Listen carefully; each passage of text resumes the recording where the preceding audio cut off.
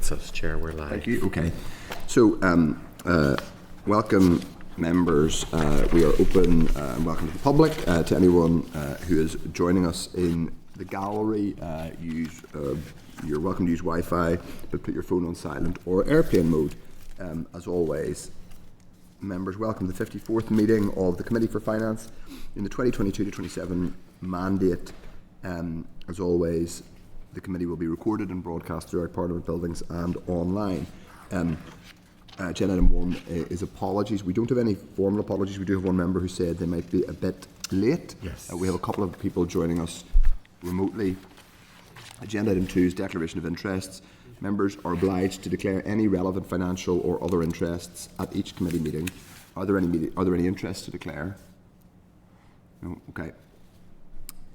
Agenda item 3 is chairperson's business, and the first bit of chairperson's business is the comprehensive spending review, as discussed and circulated last week. Sorry, I should have said this is at page 6 of the meeting pack.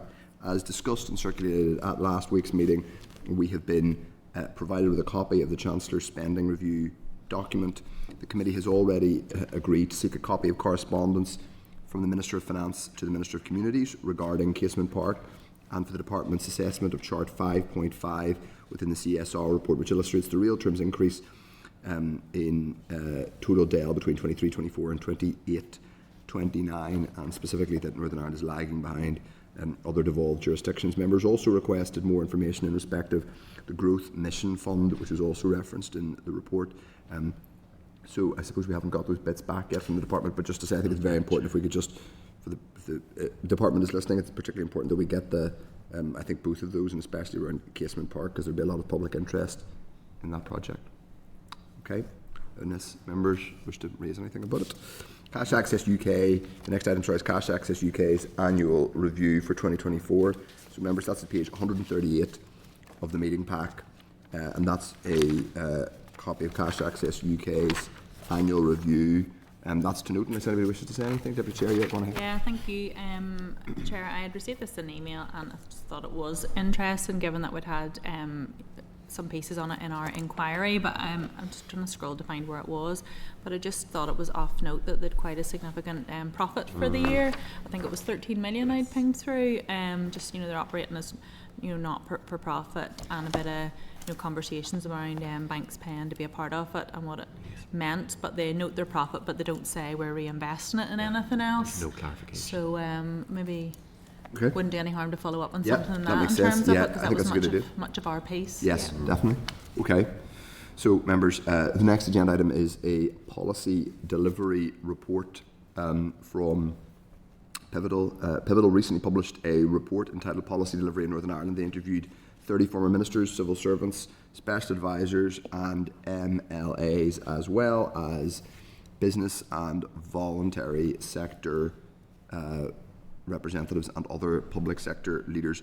The research presents 7 themes setting out recommendations for change, highlighting 10 features of good delivery.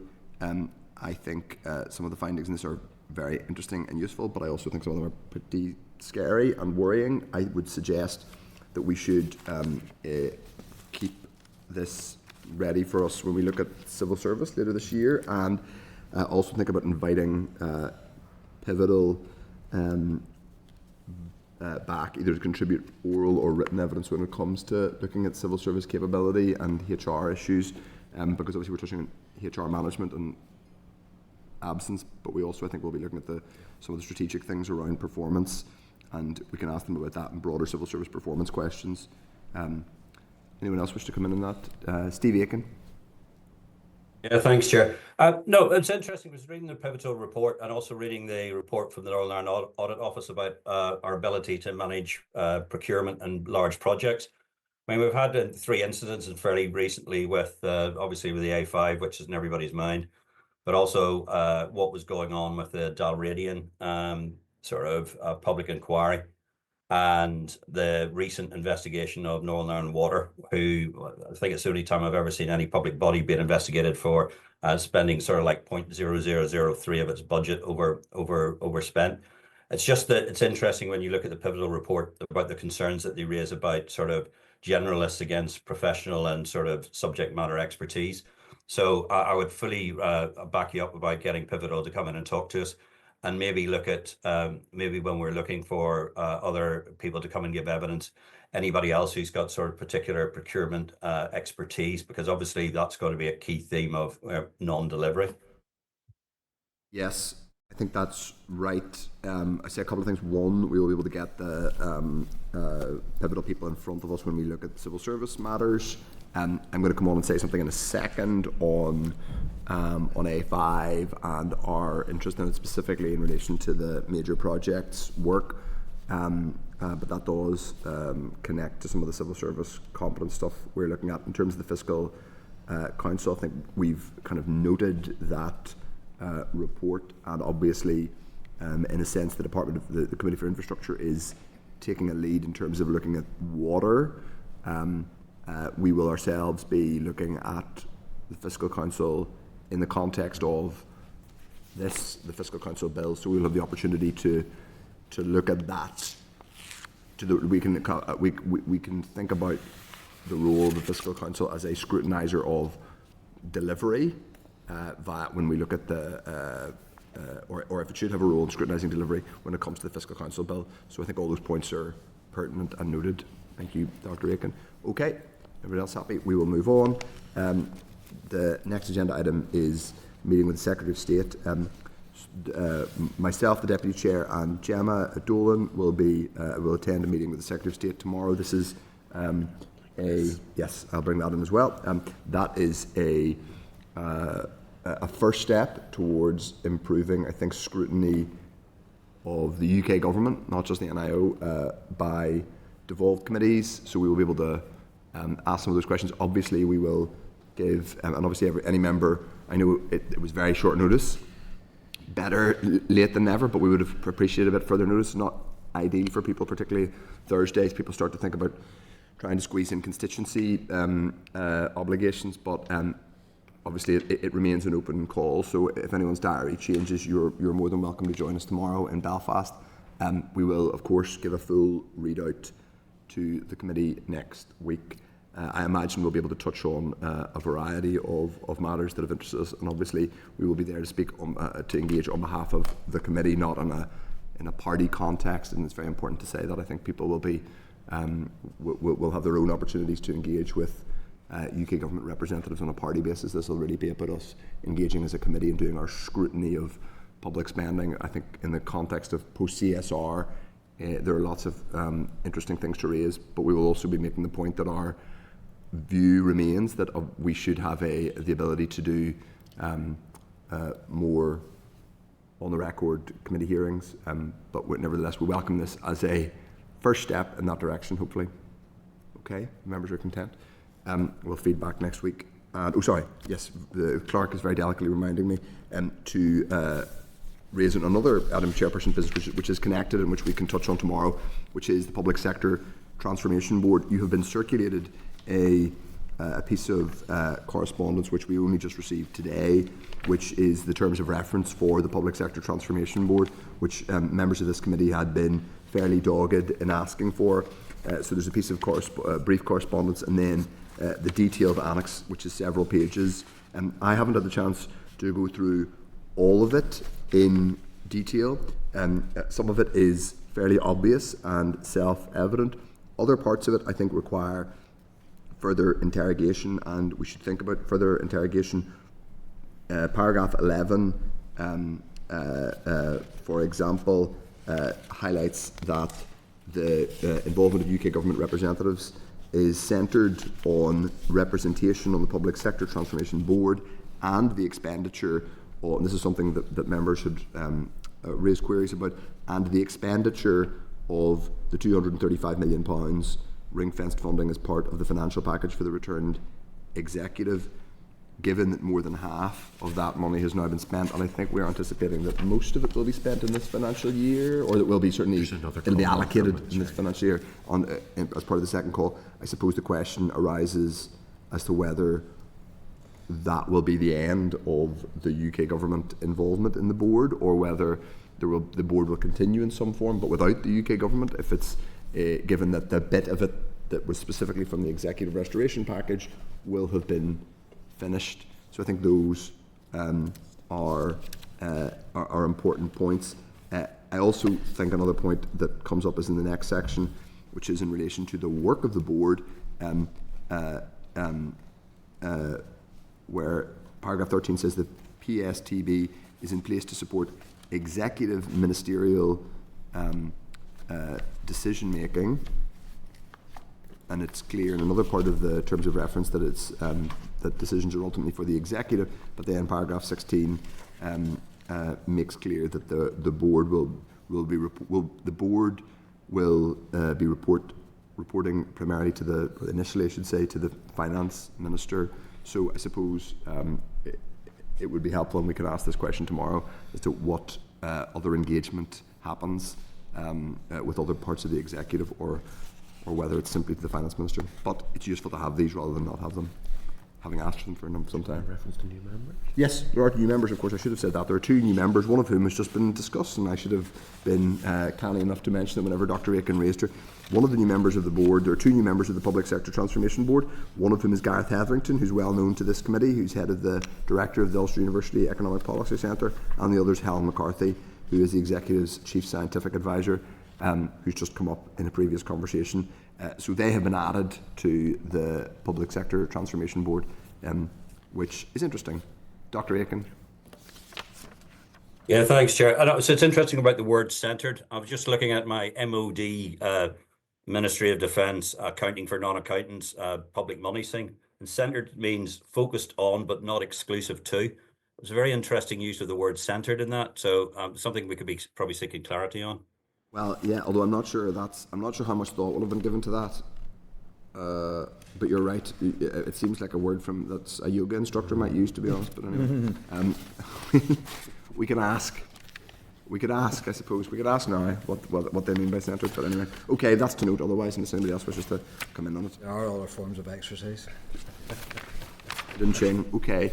The next agenda item is 3.5, which is the Data Use and Access Bill, LCM. I think Heather is now about to circulate a letter in hard copy. It's a letter that went from Chris Bryant who's the Minister of State in the Department for Science, Innovation and Technology. It's a letter that he sent to Robin Swan. Robin Swan sought clarity from the Minister regarding comments the Minister made about being confident that the Assembly would be able to debate and pass an LCM for the data bill. The Minister shares his regard that this has not been the case, and indicates that he acknowledges effectively this is not the case, and indicates that his expectation was based on the draft motion contained in the memorandum laid by the Minister on the 20th of May. Subsequent clarification highlighted that the opportunity for an LCM to be debated in time to give consent for the UK Government to legislate in devolved areas had passed. The Minister confirms that royal assent for the bill has now been achieved. The Minister expresses his regret that consent was not given by the Assembly. However, he highlights that the UK Government proceeded to legislate based on assurances from the Executive that, quote, there were no policy concerns with any of the transferred matters, and that that's the Executive, had recommended the Assembly provide its consent to the bill. The Minister also indicates that this action would not reflect his Government's, quote, general approach to the Sewell Convention, end quote. He also goes on to comment that, quote, we were glad to have engaged with the Northern Ireland Department of Finance throughout the bill's development and parliamentary passage. So I would say make a couple of brief comments about this, and then if anyone else wishes to come in. First of all, it is encouraging, I suppose, that there was at least that he has at least corresponded with Robin Swan, whom I presume forwarded this on to us. So put on the record, thanks to Robin Swan, MP, via Dr. Aiken. Thank you, Steve. I think this is useful context and important for us to have seen, so that's appreciated. I do think that it highlights again something that came up at the Interparliamentary Forum a couple of weeks ago, which is the Sewell Convention being, I suppose, something more honoured in the breach than the observance, and it's slightly bizarre that the Minister is saying that the Department of Finance was able to give its view, and that they said that they gave assurances to the UK government, and the UK government thought the assurances were useful. And that's not really exactly the LCM process, which is supposed to be, yes, it's supposed to engage the devolved jurisdiction or the devolved government, but it's also supposed to engage the devolved legislature, meaning people are supposed to get a say on it. So anyway, not ideal, but hopefully lessons will be learnt, and we will be scrutinising this further. And obviously we have a debate on a slightly strange motion next week, but a motion where we can at least talk about the broad principles. Just at that point, just to update members, the Business Office have told us that the motion has been modified slightly to recognise royal assent having been granted. Okay. Anyone wish to come in on that? Steve Aiken, yeah. Yeah, sir. Thanks, Chair. No, just a quick one. When you read through the letter, it's very clear that there was communication between the Executive Office and the Department of Finance with the appropriate government department. But we weren't informed at any stage of this going back and forth. So it just seems that we were completely left out of the loop. That's the bit I find quite frustrating. Well, I think to be fair, we knew that there was a back and forth. The officials told us a few weeks ago that they were in a back and forth. The official, I suppose, to his credit or to their credit, was at least acknowledged that they had been in a back and forward, and I think they have acknowledged that they should have told the committee a long time ago that they were in a back and forward trying to, because we knew from last autumn basically that there was going to be an LCM, or that there should have been an LCM. The problem is all this back and forward happened, particularly about stuff to do with the Windsor framework and whether, I think, Article 2 was going to be engaged, and we never got out. We didn't hear anything about that, which we should have done. I think all of this really highlights the need to properly focus on what LCMs are, the purpose of them, MLAs, as well as the UK government knowing what they do and don't do, and the timings of them. There have been a couple this week that have gone through from the Justice Minister, and I just think it's really important that we understand them, and we obviously have I think committed that we would engage with our counterparts in other devolved jurisdictions around this, and also I think the Cabinet Office. So we'll do that, and I think it's an important thing for us to be across. Yes. Thanks, Chair. Yeah, thank you, Chair. Whenever the Permanent Secretary was in, he was talking about having a tracker of those in Department of Finance, but we had made reference to how there should probably be a central tracker, reference to TEO. Have we written about that, or is there any progress? We flagged it up to the department for onward passage to TEO, but TEO has always had that central role in terms of legislation and any kind of contact or the legislative consent motion, because obviously an executive approves if a legislative consent motion is going to be sought from the House, so there's always TEO involvement there. As the Chair has said, where this kind of went awry was the not flagging up the communication that there'd been, but then the long pause around the legal issue around Article 2 and not that advice not being passed on. So we flagged up the mechanism. The department has also said, as the Deputy Chair has pointed out, that they're going to have their own mechanism, and I've agreed to go and talk to their board about how the LCM process works live and how it relates to standing orders and so on. So there's a lot of work going on, and I know the Business Office and the Speaker's Office are also doing work around this too. So there's been a fair bit has been recognised as not having worked out well, and there's a number of actions in place. So, Chair, what I would suggest then is coming back to this in September to see what kind of has come out of some of that work and what has happened in terms of what's been set up. Yep. Yes. Okay. I think that makes sense. So we'll revisit that, and we'll in the autumn we will talk about it some more. Okay, that's the note then until we get a further update. Okay. Next agenda item is another bit of Chairperson's business, which is on I think what is a subject that's going to be really. It's obviously the biggest thing of the week in local terms, and that is obviously the court case in relation to the A5 and what that means. I think put on the record, sort of goes without saying, is very concerning. I think everybody is very concerned about the outworking of that case. I think from our committee's perspective, it's not for us to drift into the detail of the delivery of that project. That's for the Committee for Infrastructure, who I know we're taking evidence on today. But I think there's a couple of matters that arise from it. One, which is the Deputy Chair rightly raised, is to do with the question of this, the follow-up on the major projects work. I think, are we waiting to have clarity between ourselves and PAC over primacy on that, or have we agreed primacy? PAC moved on, so that PAC continue to get regular updates, and just to declare I'm on PAC as well.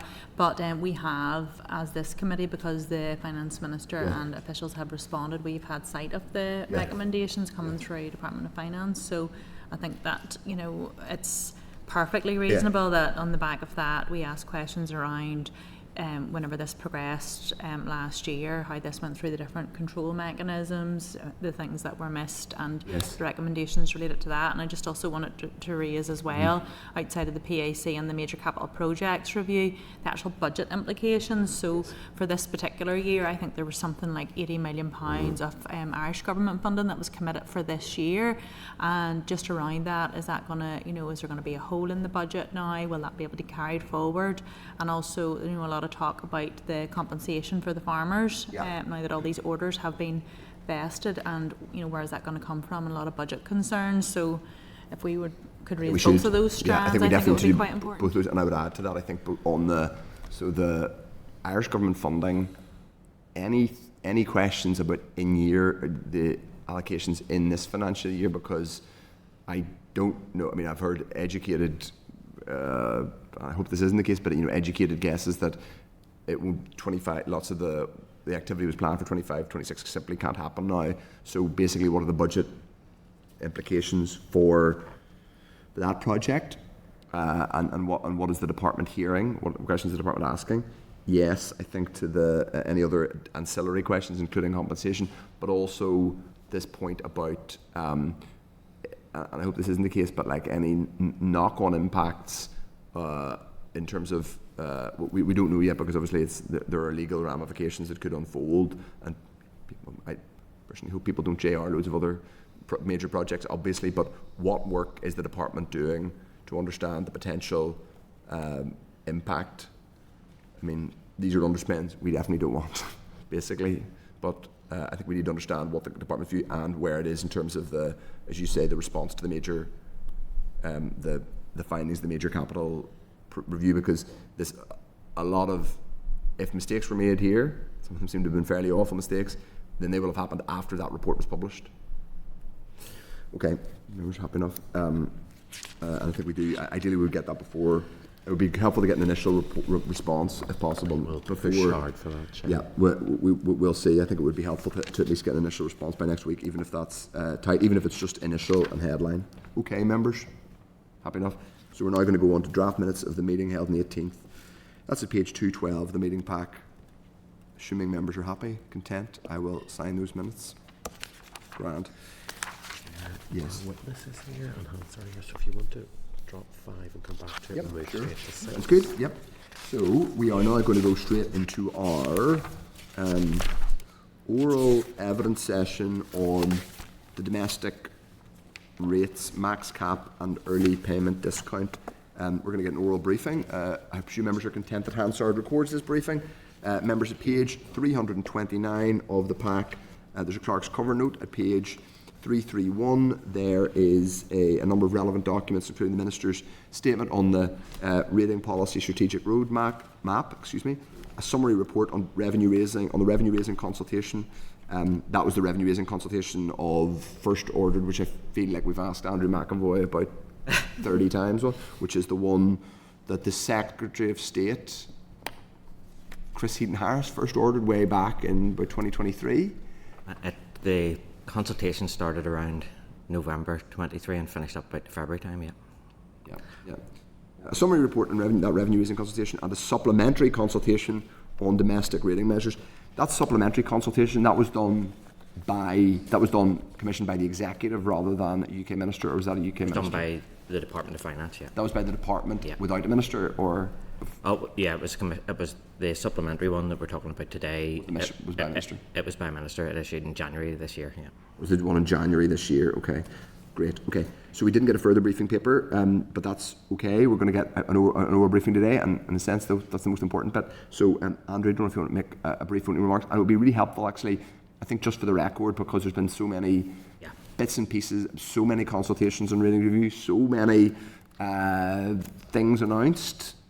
It would be helpful if you want to just give us a little I'll set it in context. timeline. That would be helpful for the record. The other thing, Chair, and thank you, Chair and Committee, for having me here today. If you want as well, after we've talked through the domestic consultation, there was a terms of reference was issued on the strategic review for this year on the small business rate relief and the non-domestic vacant rating, so I can talk through that as well at the end of the That would be helpful. Yeah, that's presumably all part of the strategic. It's part of that spectrum, yeah. The strategic cycle or the roadmap. I have my transport metaphors are. We've been using roadmap, and in terms of the reviews, we've been referring to it as the strategic review of rating as the lexicon we've been using. So in terms of as I say, the update on the domestic consultation first, that pertains to the two proposals put forward as preferred policy options by the department, and it pertains to the elevation of the maximum capital value within the domestic rating system from £400,000 to £485,000, and the second proposal is for the early payment discount, which currently sits at 4%, to be reduced to 2%. In terms of, just to set that in context then, this consultation, it was preceded by Minister Archibald, then Minister of Finance. Her statement to the Assembly laying out the pathway for the rating system, which was an oral statement given on the 9th of December 2024. That was then followed the following month.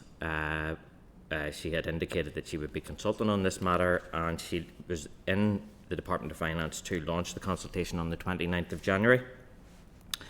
And that consultation period then ran until the 25th of April, just passed. And the entire consultation period was for a 12-week period with an extra few days at the end to take account of the Easter holidays.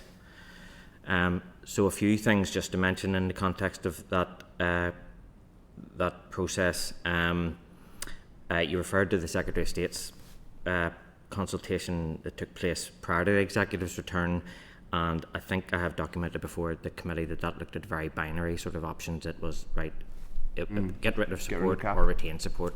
So, and it looked at a number of different measures.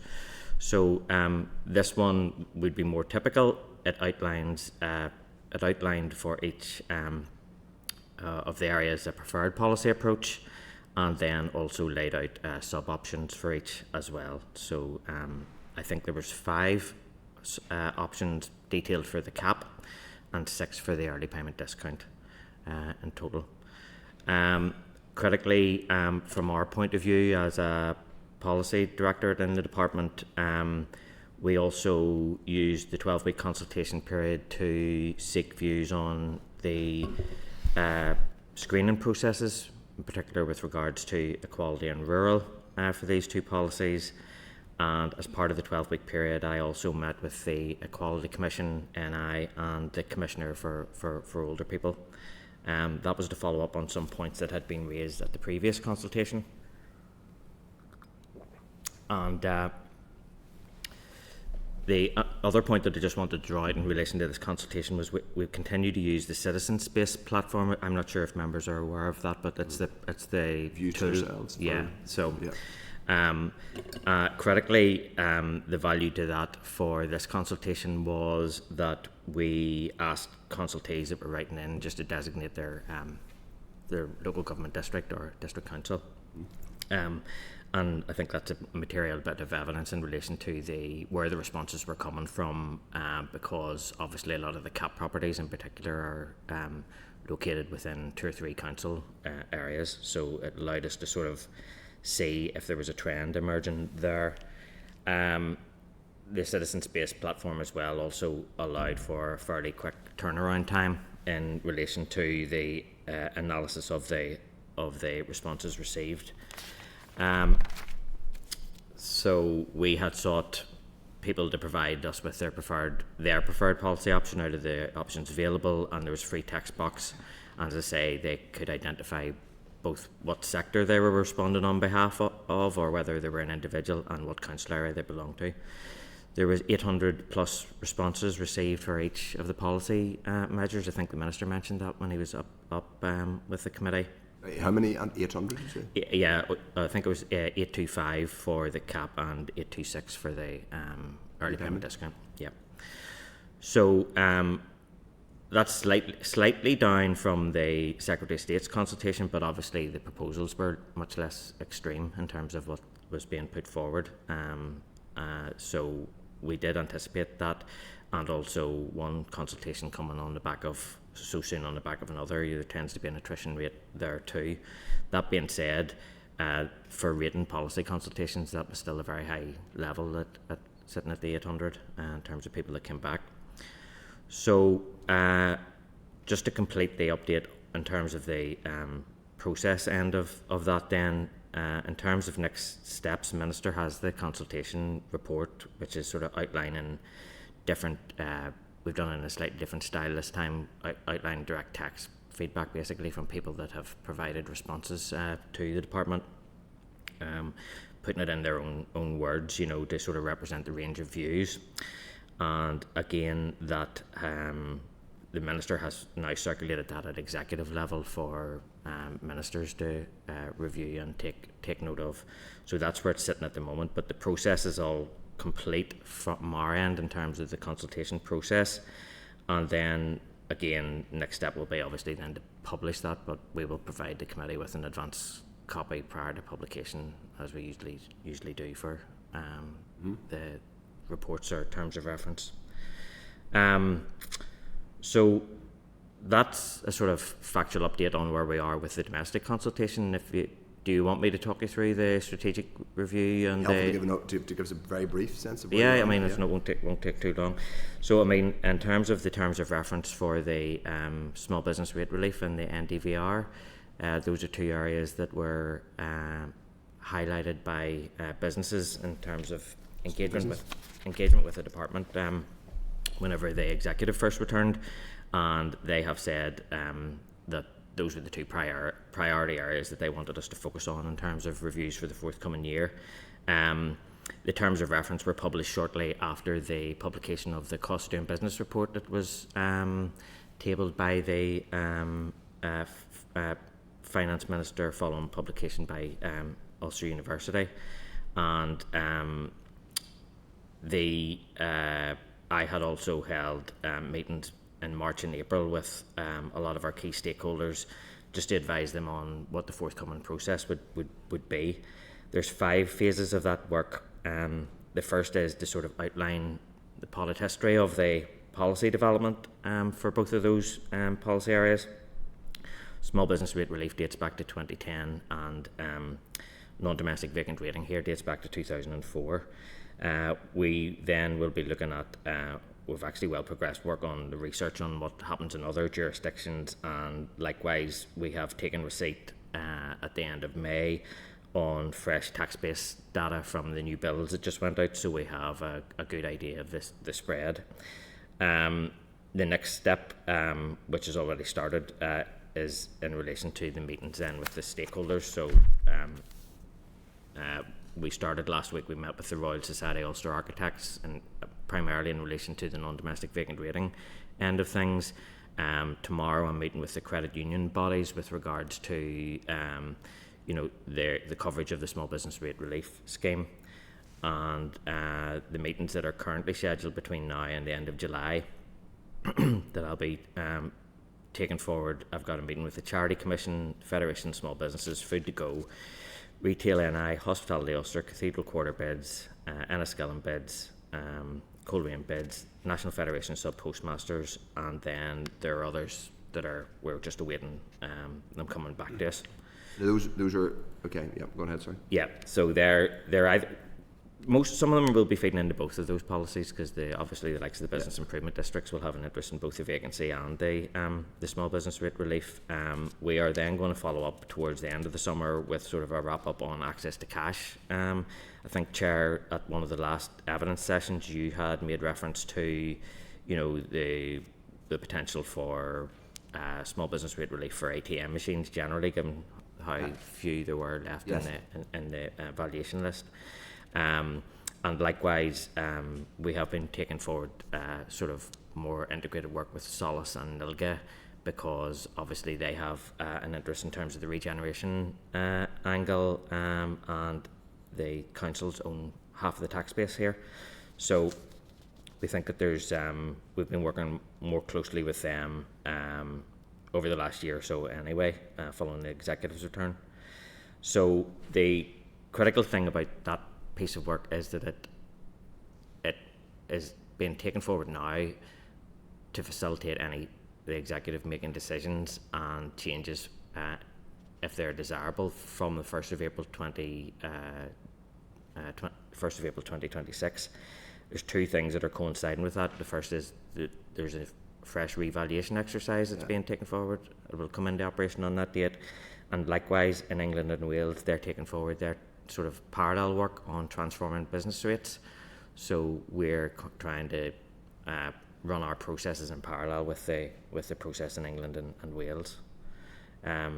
So that's a very quick run through of that as well, because I thought I might not see you before summer recess. I think even we would be sadistic to drag you back. We've only got one session left. So just on the two of those, Andrew, thank you. So we've got, year one of the strategic rating review was maximum capital value, i.e. the cap, the 400k cap, and the early payment discount. Those have the reviews and the consultations have happened. They have both had, so collectively 1,600 plus responses divided equally between the two. What's next? It's being considered by the executive at the moment, so they have the consultation report. As far as my work goes, the next phase in terms of implementation would be to take the legislation through the Assembly, through the Minister. But again, we can't do that until the executive makes a decision. Just to be clear, last year it was announced that the then Finance Minister intended to remove or reform the cap, but it never went to the executive. It was an intention. It was never discussed by the executive. So what happened was a consultation undertaken by yourself at an official level. And that has happened with the responses that we've heard.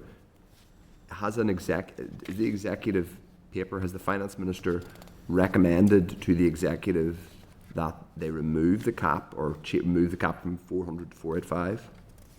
I think the Finance Minister wants to give the executive its place in terms of considering what has come out of the presumably consultation. Ministers usually send papers to the executive with a recommendation of their policy intent. Is that the Minister's intent? The Minister has made recommendations within the paper to the executive, but I think that's for executive consideration just at the moment. You can't tell us whether, even though the previous Minister had said, did the previous Minister say she was consulting on it, or did she didn't say she wanted to do it, she said she was going to consult on it? Clearance for consultation, Okay.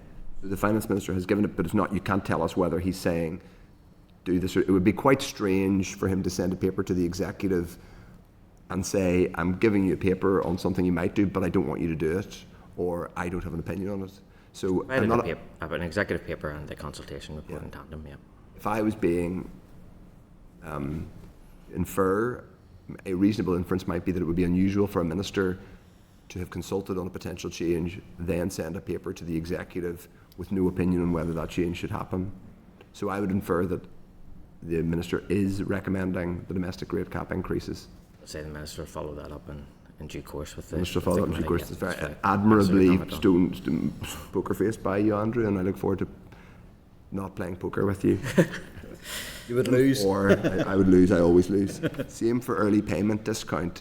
So the paper's gone to the executive on not abolishing early payment discount, but making it less generous from 4% to 2%.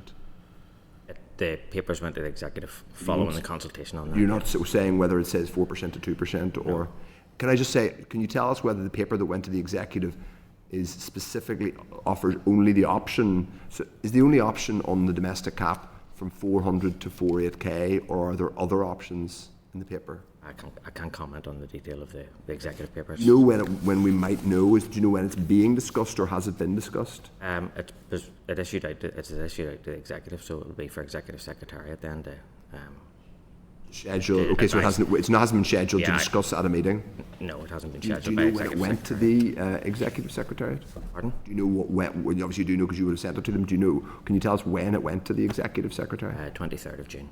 23rd of June. Oh, right. Okay, so this week, 2 days ago. Fair enough. But you don't know when it's going to be. When No, it's not. It would be Or outside our control. or if, obviously, it has to be agreed by the First and Deputy First Minister that it goes on the agenda. Yeah. Okay. Now, so that I think we've covered that. Just remind us, were you to proceed with the change as consulted on 400 to 48k? Yeah. What is the revenue implications? How much does that raise?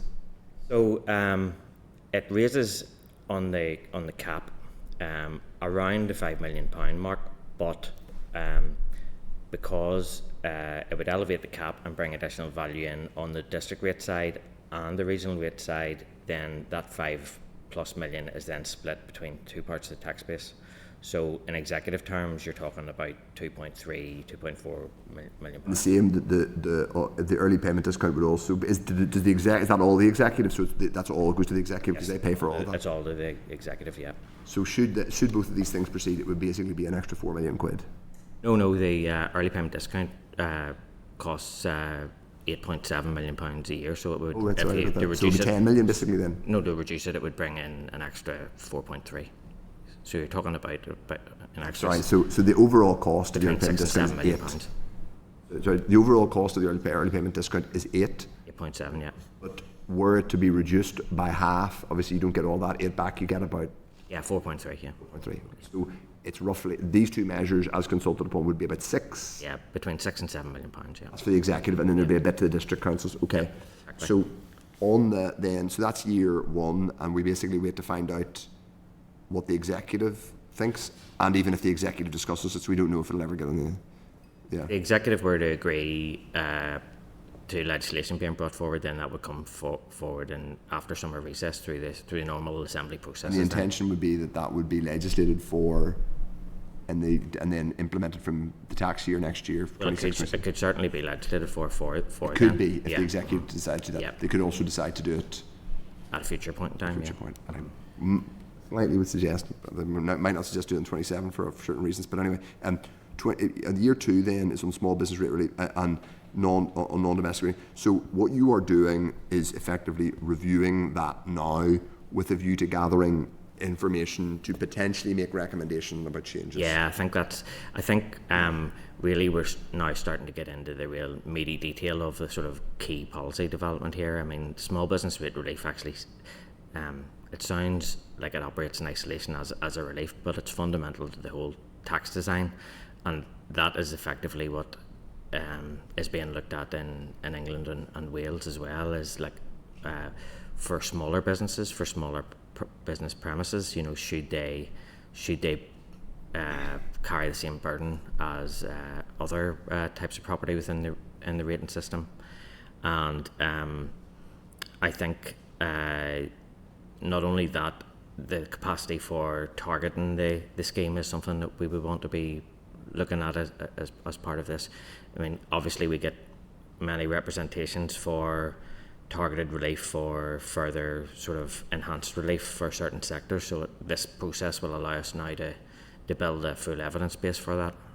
Now, one of the questions, and I presume you'll be hearing this, that we hear from hospitality sector in particular, is that the rating system is particularly penal for them relative to across the water. Now, I personally have I've done a lot of work on the licensed trade, and basically our system kind of effectively forcing certain premises to shut or incentivising shut. And we are now have the lowest number of pubs actually, and people are surprised to hear that. We have the lowest number of pubs per head of population in the UK, in Northern Ireland. And obviously some of the hospitality sector would say one of the reasons for that might be the rating system. Is that something you're looking at? Oh yeah, I mean, that was part of why we wanted to follow sequentially on from the cost of doing business work, because it not only looked at the property costs that this sector has, but all the other issues that they're facing as well. There obviously are limitations to what the rating system can do to alleviate pressures caused by other decisions taken elsewhere or other costs of doing business that are outside of the control of the rating system. But certainly, I mean, it's by no means limited to hospitality either. I mean, we've had childcare sectors, we've had again credit unions coming to us. Access to cash is a big issue in terms of what can be done through the rating system. So this review will be gathering evidence on all those things. Yeah. And are they saying, are those other sectors, so the argument the hospitality would make is that they are particularly penally treated compared to their counterparts? And like, so the thing quoted is that a pub in Larne would pay the same rates as a pub in the West End of London. I mean, that refers to the rate poundage, so the poundage level's higher, but then it's applied to a local value. So I think if you Google that, in fact check NI, it comes back to say that's not quite right. So I think that basically call it's the poundage.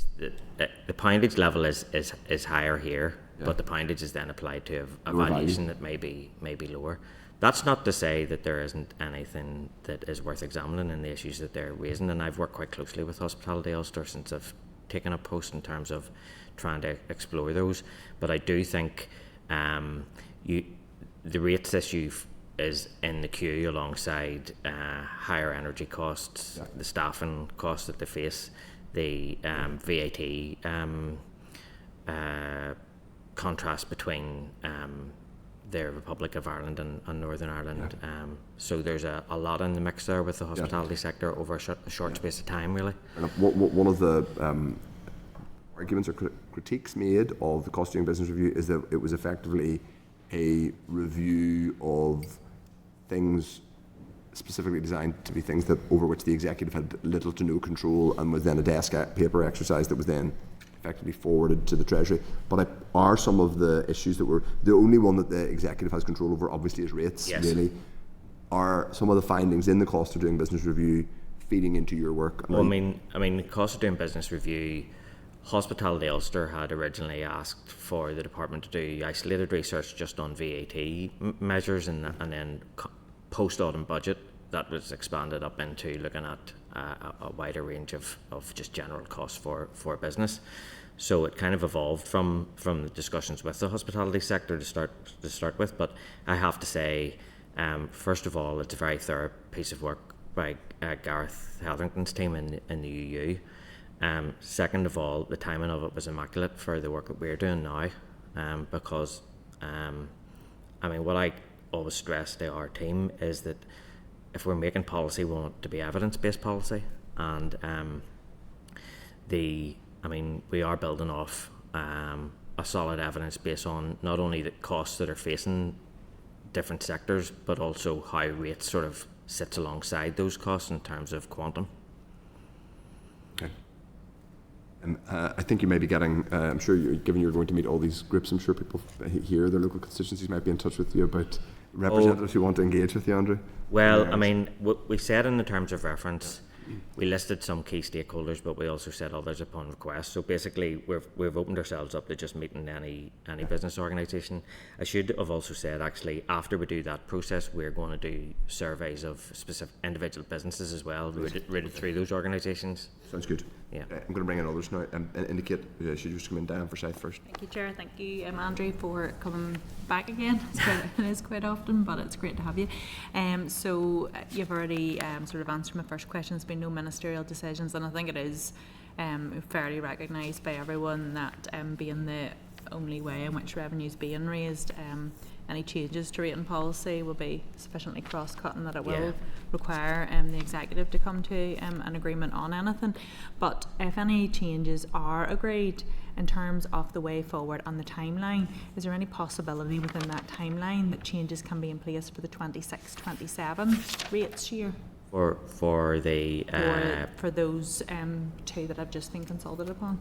for the domestic measures, yeah, I mean the time frame would facilitate changes being made for April 26. Yeah, yeah. And would it be the same on the other two, the non-domestic? I mean, there will be certain things that might be too complex to do within that space of time, but there are other things that we most certainly can do. I mean, both the non-domestic vacant rating and the small business rate relief are both negative resolution SRs, so they can be implemented quite quickly. It's where it would move beyond maybe parameter changes, and if it moves beyond increase in percentage allowances or NAV thresholds, then it's the IT would slow that down. But we will focus our attentions in the first instance on things that can be done relatively easily in terms of the IT solutions.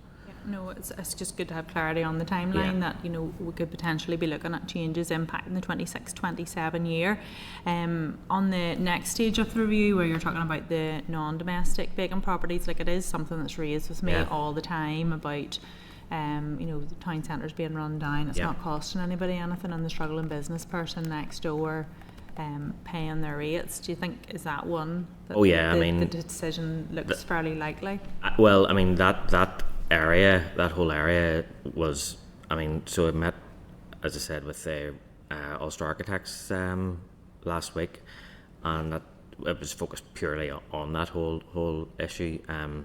I mean, nobody wants those empty spaces, so it was looking at how we can deal with that, and particularly dealing with it in the context of complex cases like listed buildings. What's the best thing to do there, and also looking at sort of second order consequences of maybe making changes in the rating system, and what that if you pull a thread somewhere, what happens elsewhere in the system, or are you causing things to happen that you wouldn't necessarily want to happen.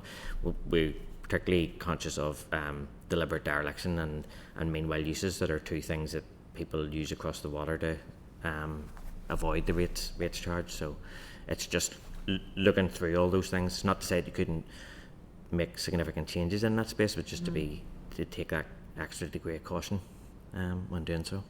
No, absolutely, and that going hand in hand in terms of dereliction legislation coming forward is really, really important to a lot of those areas.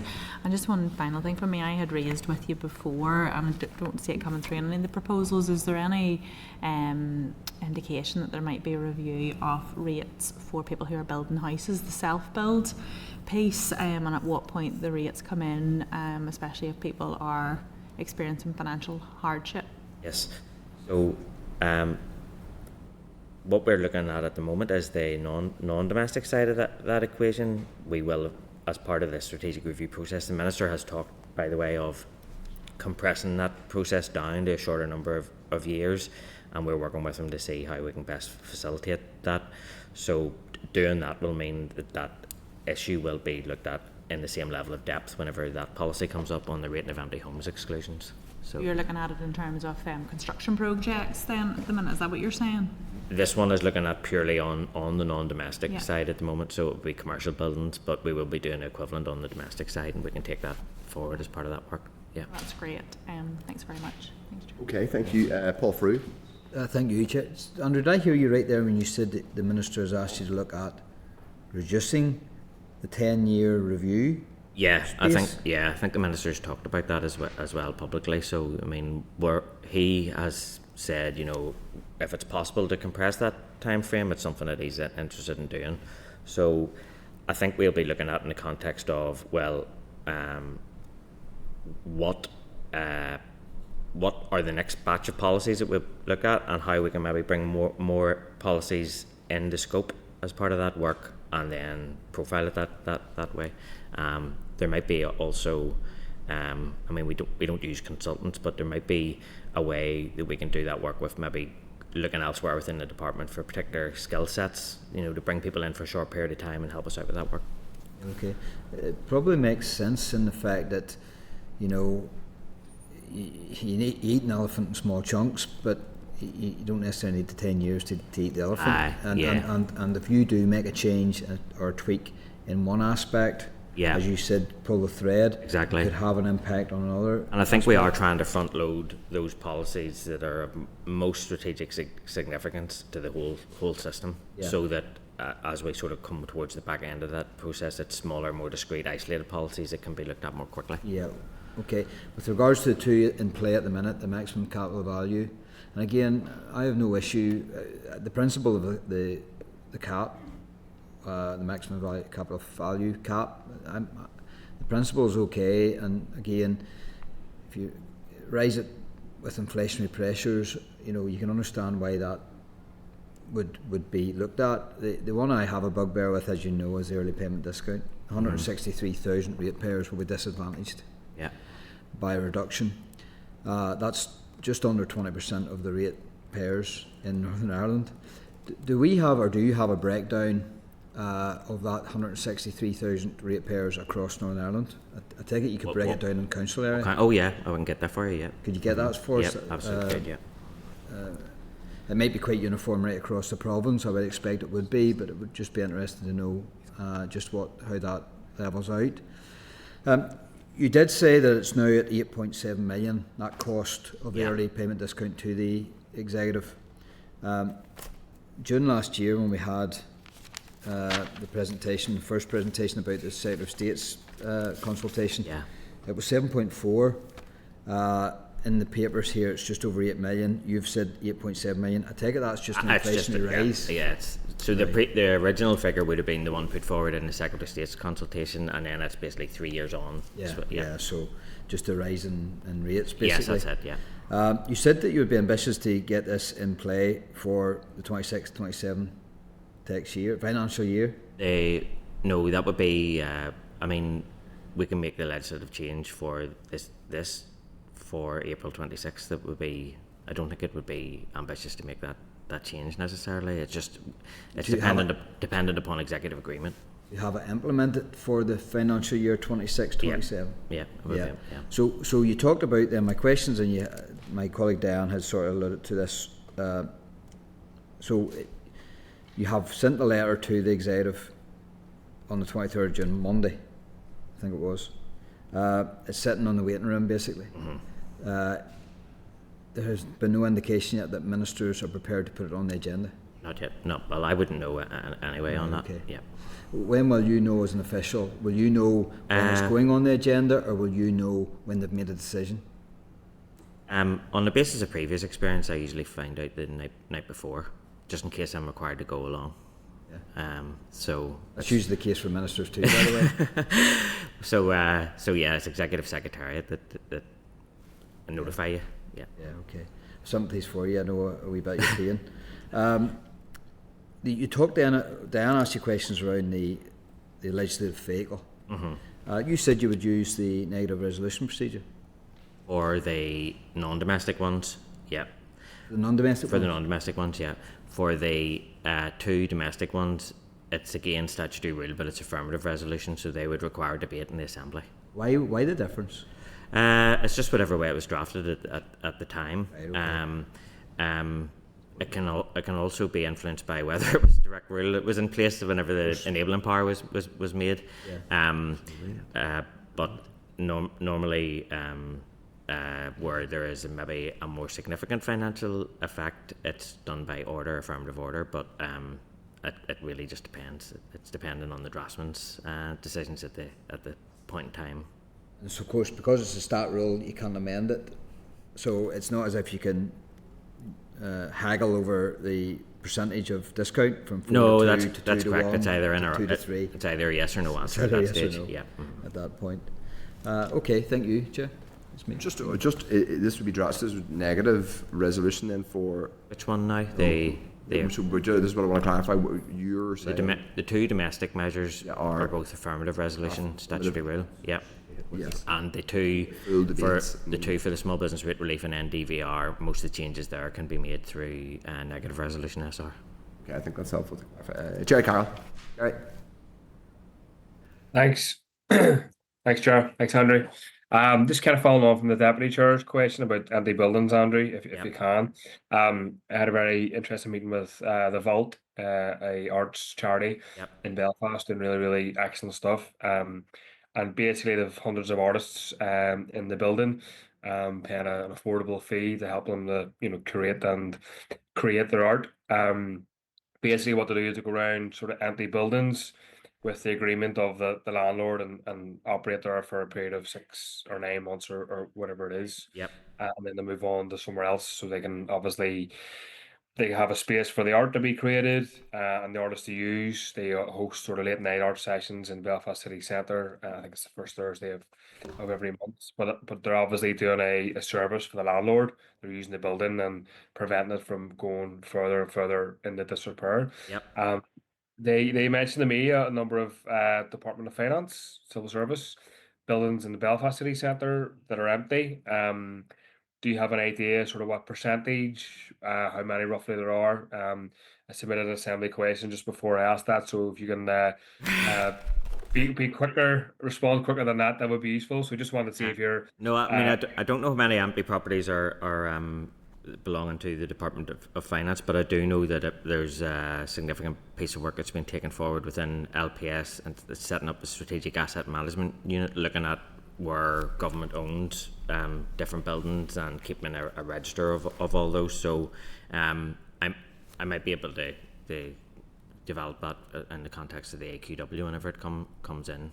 Yeah, no, I appreciate that, and then if you have any further information ahead of that or after that or alongside the AQ, it'll be useful. Okay. And then I think I don't want to misrepresent or forget the title. Is it the Faking the Vibrant scheme? Oh yes, Is the that Belfast City Council. So that's the council. Can you maybe just briefly, just for my benefit, expand on? So the Vacant to Vibrant is the one that's run by Belfast City Council. It provides small grants for the sort of interior, exterior fit out of a property and trying to bring a property back into use, and they market that alongside our Back in Business scheme then. So a new enterprise would be coming into a long-term vacant unit would get both a grant to help fit out the property, and then also the Back in Business scheme would then give them 50% discount for the first 2 years of rating liability. So it's an effort to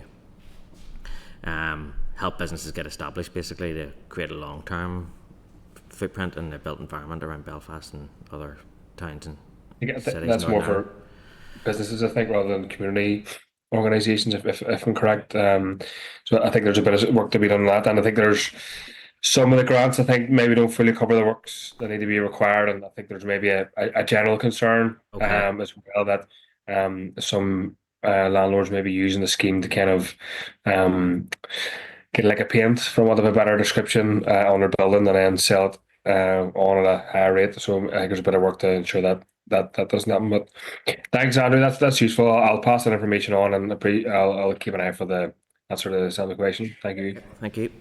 Okay, Deirdre.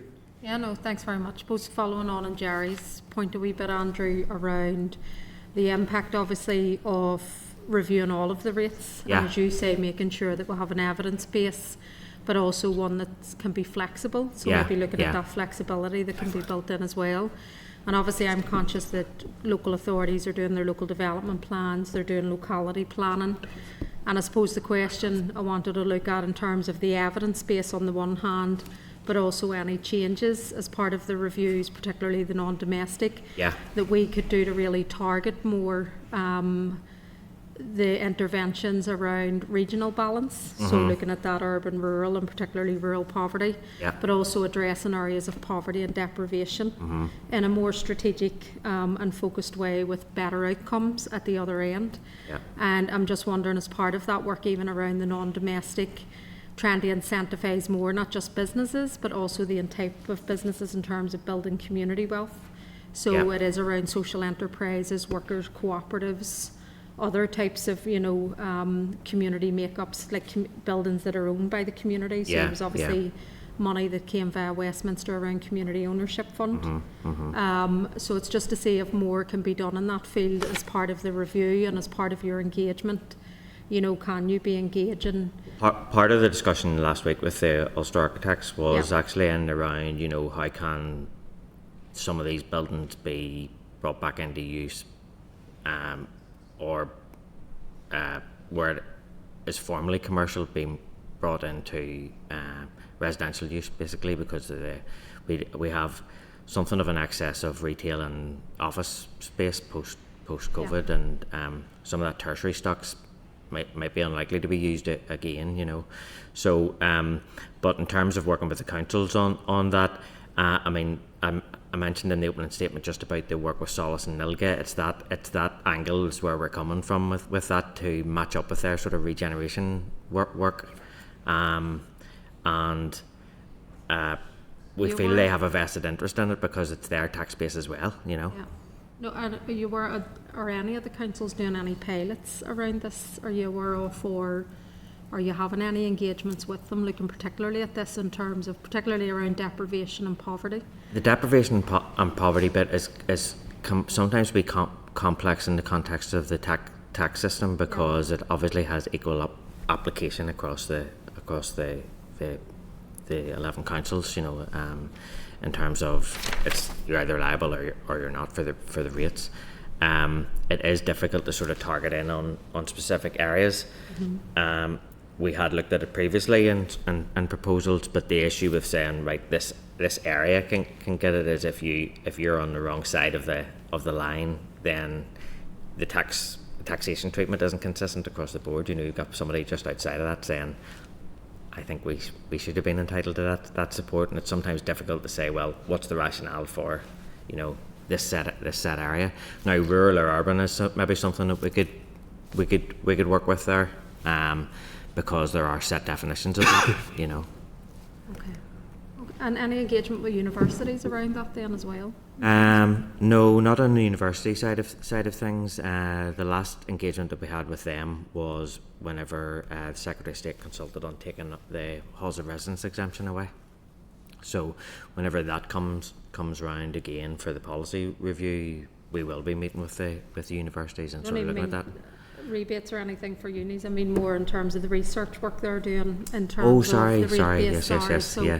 It might be something I might even refer to you as part of your engagement on the non-domestic. So yeah, no, thank you for that. No problem. Okay. No further members have indicated that they wish to ask any questions. So I suppose, Andrew, at this stage is to say thank you. Please keep us posted on the developments. I think we would be really keen to hear, assuming it probably won't happen before recess now, that the executive discusses or agrees changes to the domestic rates reforms, but we would be keen to hear the moment that it does, and indeed developments, and I'm sure some of us will be in touch to think of several groups, including the Lisburn Road Traders, who would be keen here, who pay a lot of rates, probably one of the most long-standing, venerable and revenue generative retail streets in Northern Ireland, but I mean, that's the type of organisation that I actually want to speak to more, you know. Yeah, I'll put them in touch. I'll be putting you in touch with them, don't worry. Yeah, that's fine. Okay. Because I know we're going through, I mean, the bids we've never really utilised as key stakeholders before, and likewise with some of the local area partnerships and councils. So by all means, just that's good. Reach out. Thank you very much. Okay, no further members said they wish to ask a question, so we will let you go. Thank you very much. Thank you, Chair. Cheers. Right. So I'm going to go back, I think, now to do page and just some matters. Okay, we've got some matters arising to go through.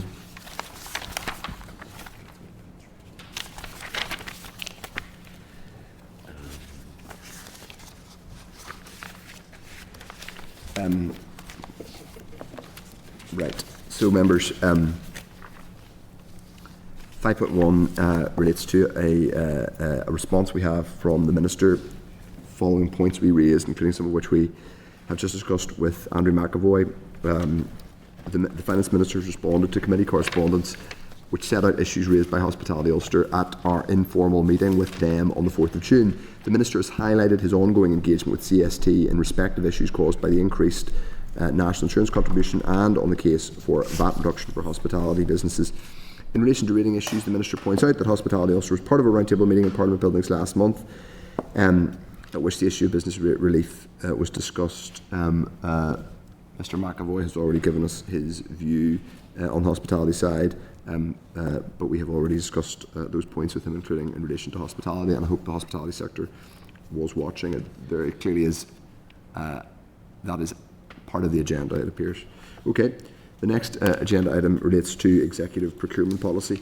The department has published, has provided an update on the development of an executive public procurement policy statement.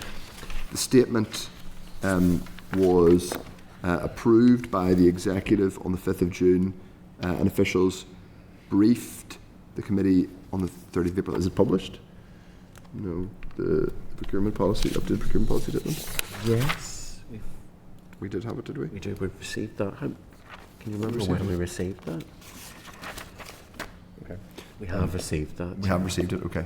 Is it, if it's in... Which- It's in the pack. Very embarrassingly, the clerk is going to point out to me diplomatically that it's in the pack, which is right in front of me, and I'm in charge of guiding the committee through. Reference. So any members who wished to see it, it is there in front of them in the pack.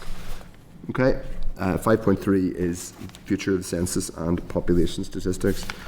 Page 249 of the meeting pack suggests that the department has, so the department has highlighted, that's page 249, the department has highlighted a NISRA publication, The Future of Census and Population Stats in Northern Ireland, NISRA recommendation. It contains two key recommendations. Firstly, that NISRA should be commissioned to conduct a full census of population and housing for Northern Ireland in 2031, which is transformative in its use of administrative data to maximise quality, efficiency and public value. And secondly, that the public provide its full support to NISRA, the government provide its full support to NISRA in facilitating safe access to the necessary administrative data required to underpin the successful design and implementation of a census in 2031. A public consultation is planned in the autumn. Engagement with all MLAs, party representatives and key stakeholders is planned. Necessary legislation will be progressed by the First and Deputy First Minister. All good? Unless anyone wishes to come in on that. Next is from the department, and it relates to road projects, compensation differences. That's at page 271. The department has replied to the infrastructure committee, which requested information about the differences, if any, in amounts claimed and amounts awarded in compensation claims for historical road projects. This has been provided to for the A6 and A31, but not the A8, given the time which has passed.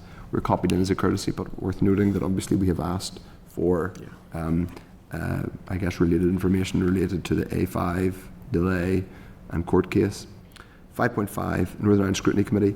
The committee has been copied into correspondence from the chairperson of the Northern Ireland Scrutiny Committee, the House of Lords, to the Secretary of State for Northern Ireland, noting a previous reply which will be discussed when the Secretary of State gives evidence to the House of Lords Committee. The correspondence relates to the EU Carbon Border Adjustment Mechanism and its interaction with the government's domestic approach and an amending directive for establishing a greenhouse gas emission. I don't know whether it's, I don't think it's a conflict, I don't think it's an interest to declare, but I gave evidence in my party capacity to that committee some time ago, or last week. 5.6 is from the Federation of Small... All right, Chair, just come in there. I give evidence to them as well. Okay, Dr. Aiken makes some declaration. I'm not sure it's an interest, but for the record. 5.6, Federation of Small Businesses, Banking on Small Business. That's at page 276 of the meeting pack. The FSB has published a research report which examines the experiences and challenges for small business in Northern Ireland with reference to banking. FSB indicates the findings from the research highlight the needs for banks to simplify processes, improve accessibility and enhance digital banking solutions to better support small and micro businesses in Northern Ireland. If members are agreed, this has done some homework for us for the purposes of our report. So if we were happy to add it to the evidence base for our financial services landscape inquiry. So the next agenda item is 5.7, and it's on stillbirths and baby loss bill. It relates to the Committee for Justice. That's at page 3 of the table pack. The committee, the Justice Committee, has replied to this committee's call for evidence on the deaths, stillbirths and baby loss bill. The Justice Committee has highlighted the importance of ensuring that the necessary checks and balances are in place in respect of the handling and retention of sensitive data when considering the bill. So that's members to take this, that we agree to take the same approach to this issue as with other submissions received, i.e. to extract the issue raised by the Justice Committee and then send it on to the Department for consideration. Members are content. Okay. 5.8, the deaths, stillbirths and baby loss bill, National Association of Funeral Directors. So that's on page 4 of the table pack, and that organisation has sent us a written submission on the bill, and a contact has been made. We had a brief chat with the representatives of the National Association of Funeral Directors who were in the building, I think, for the bereavement APG yesterday, and they have agreed to come and have an oral briefing with us next week, and I think it's useful to get that on the record, given that they are a stakeholder group who have an experience, and I think it's worth it putting it on the record. They're strongly supportive of the putting on, continuing the provisions of the coronavirus measures in the bill. Members are content that we schedule that? Yeah. Yeah. So the next is notice of amendments. Page 6 of the table pack, there's a notice of amendments for the bill which has been sent to the committee from the Assembly Bill Office. By the way, those amendments have not yet been accepted by the Speaker, it's just to note. 5.10 is we have a series of readout requests, or a series of responses from the DALO. They're at the next 3 items, 5.11 to 5.13. 5.11 is a readout response from the DALO about civil partnerships converted to marriage. The committee had previously asked for detail on how, this is page 10 of the table pack, on how opposite-sex couples in a civil partnership had been incorrectly permitted to convert their civil partnerships to marriages. This error only came to light following a GRO-led exercise which discovered that there was no legal authority for such a conversion. District Council staff should have made this clear to the couples, and GRO officials should have identified the error when the information was processed through the IT system. This was not customised due to costs involved. GRO is looking at ways to strengthen the relationship between GRO and the district registration staff. It is taking learning into the redevelopment of its systems in the next 3 years and offering support to couples involved and engaging with them.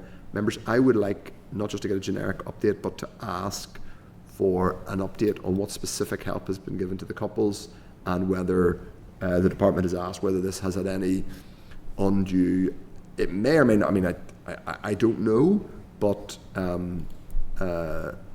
it's probably, I would say, at a minimum inconvenient and probably a bit upsetting to think that a life event has been kind of got wrong bureaucratically in quite a big way, but it would be helpful to know whether there were any legal or even financial consequences for the couples involved. I think it would be us doing our job just to clarify that. It was a small number. I mean, it was a handful, I think. Yeah. So I think just find out whether there's anything. I think that's, and just to get that information. Okay. The next, if people have enough, the next is the deaths, stillbirths and baby loss bill, page 12 of the table pack. Members asked the department to comment on 2 issues raised by Belfast City Council. These issues related to fees for long-form death certificates and marriage certificates in prescribed circumstances. GRO has indicated that the fees for GRO certificates are prescribed in the General Register Office order.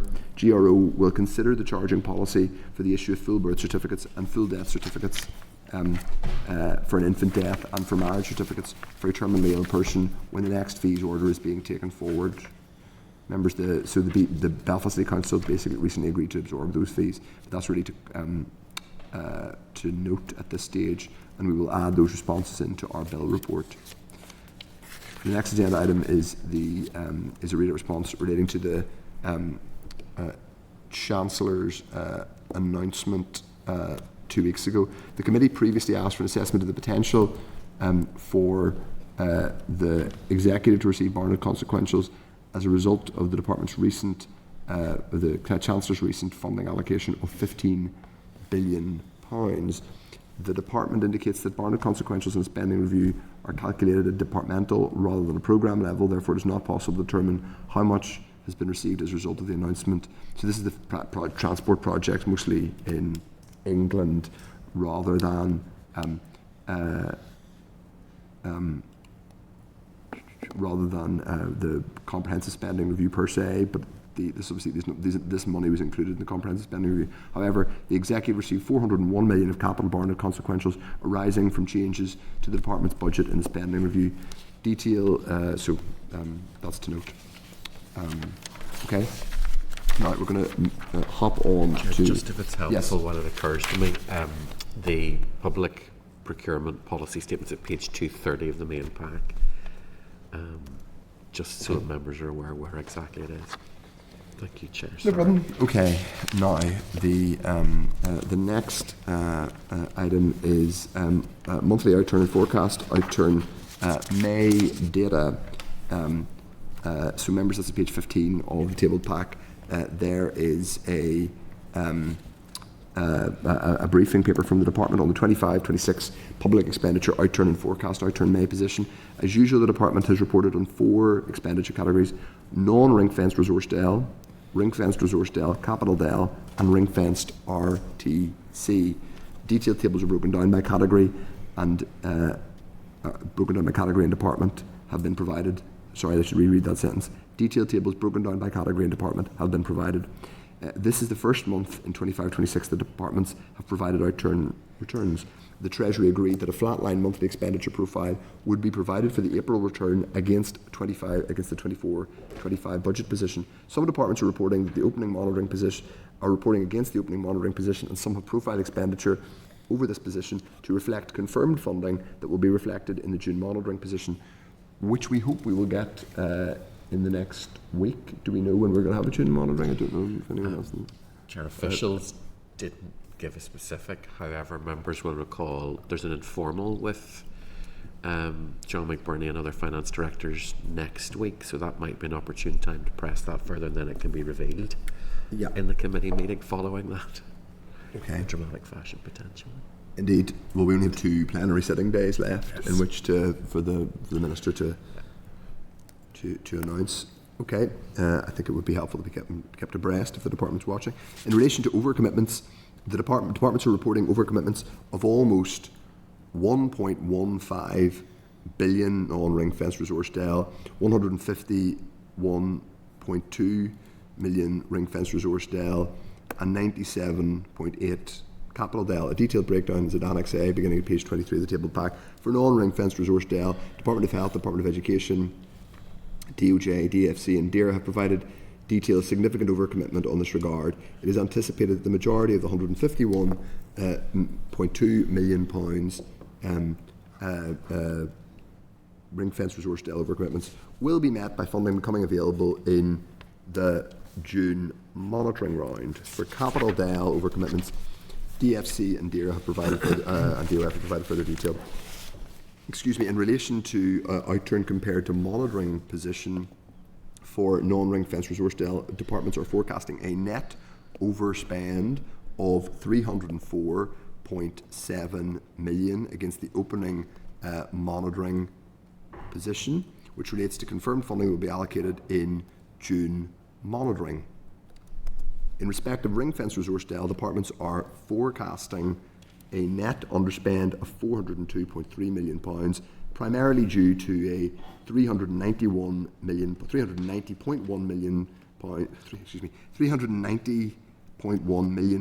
forecast easement in student loans.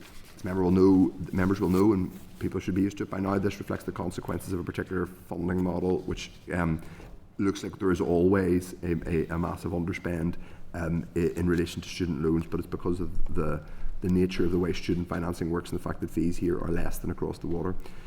TIA was forecasting an easement of £10.8 million, mainly due to negative FTC amortisation, which is interesting. The department points out that ring-fenced resource DEL can only be used for non-cash costs relating to depreciation and impairments. It cannot be used for any other purposes. Departments are forecasting a net underspend of £26.5 million in respect of capital DEL. Significant amounts concern DFC, DOH, and DFI. In relation to FTC, DFE has profiled an overspend of £1.1 million. This reflects an indicative June monitoring allocation agreed by the executive at budget. Variances and outturn between current and previous month will be provided from June data onwards.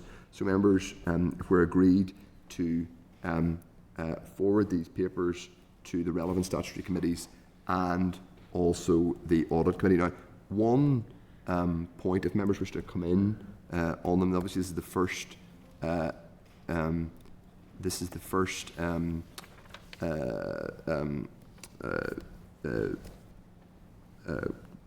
outturn we've had of this financial year, first full outturn we've had of this financial year. I suppose 2 points arise for me, well, a number of points arise, but one is that, first of all, we need to do monitoring. Obviously, if we are told that 100, what seems like quite a large overcommitment, I mean, a very large overcommitment, and if we're told that it's all going to be met by Ring Fence Resource Dale, like clearly the department is, that would not have happened, I presume, I would hope, if the finance department had not been given and shared onwards clear indications that that will be dealt with in June monitoring. That seems unusual. I also think that I would like to understand how this, in a sense, this sits alongside what we got in an oral statement yesterday, which was about Northern Ireland water, and a lot of kind of relatively kind of concerned statements about Northern Ireland water making overspending what are relatively small amounts compared to this, and there was an entire oral statement about it. And I think we had a kind of a long kind of multi-page statement about financial management, specifically from Northern Ireland water, and it would appear to be just slightly odd to me that that was subject of an entire oral statement or in terms of overcommitments at Northern Ireland Water, when we're 3 months into the financial year, and there are already very large overcommitments across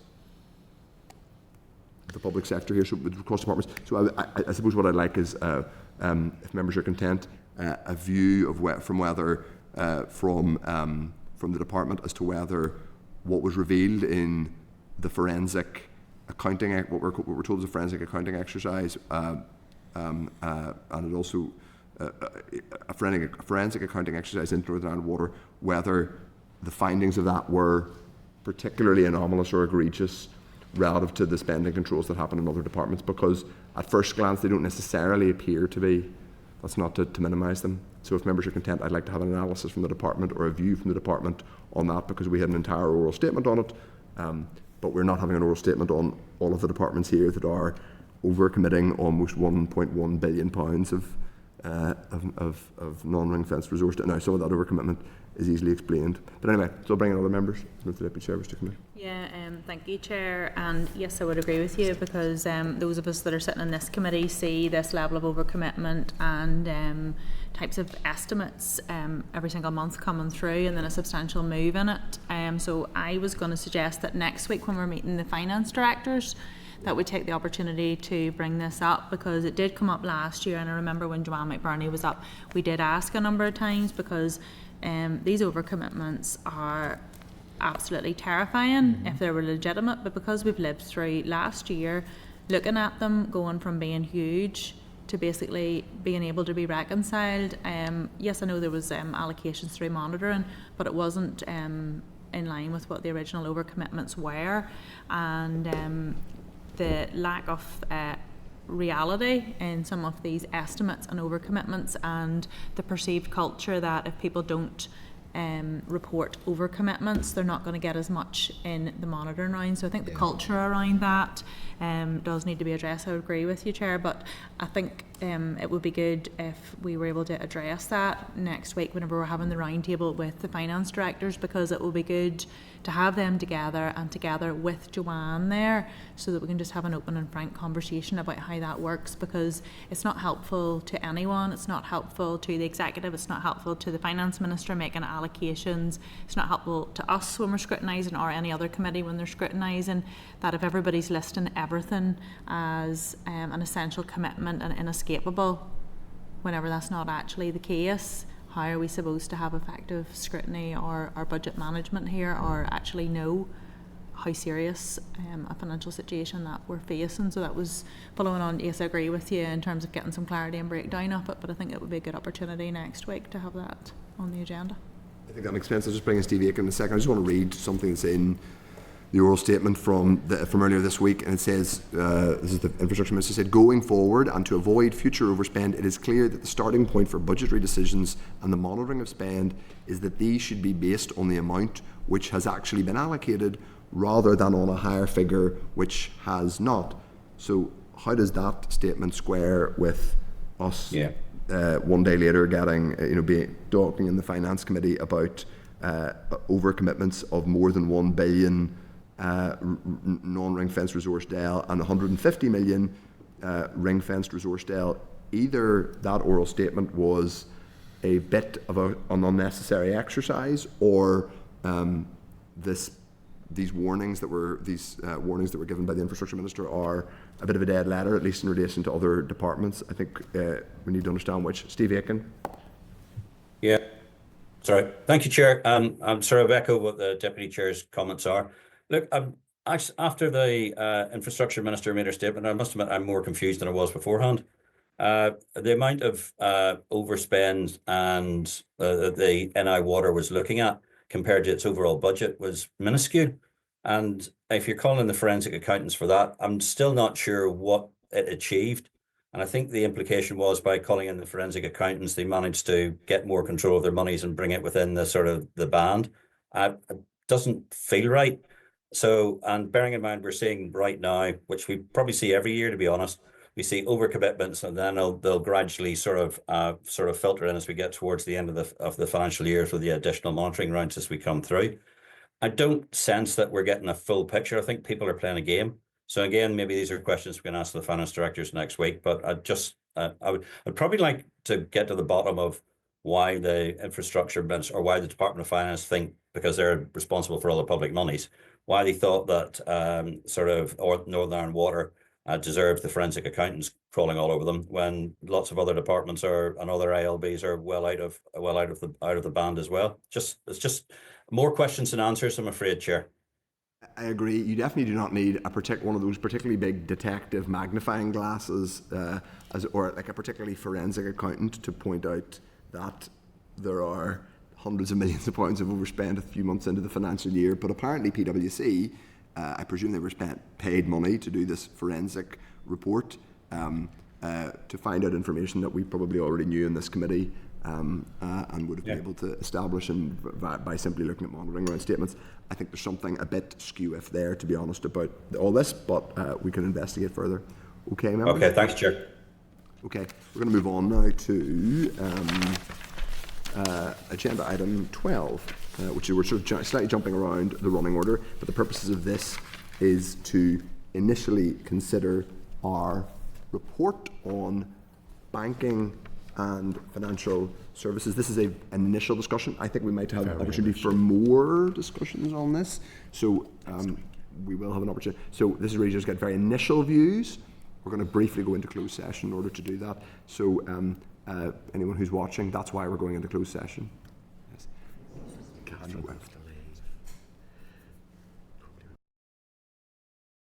Senate Chamber. Sound.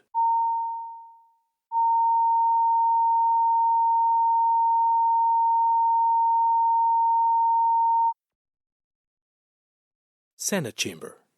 Sound.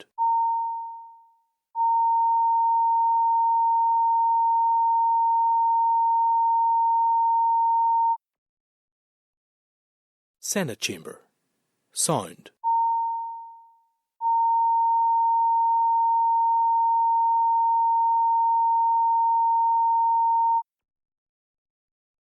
Senate Chamber. Sound.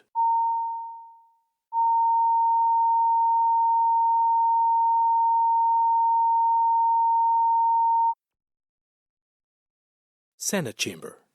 Sound.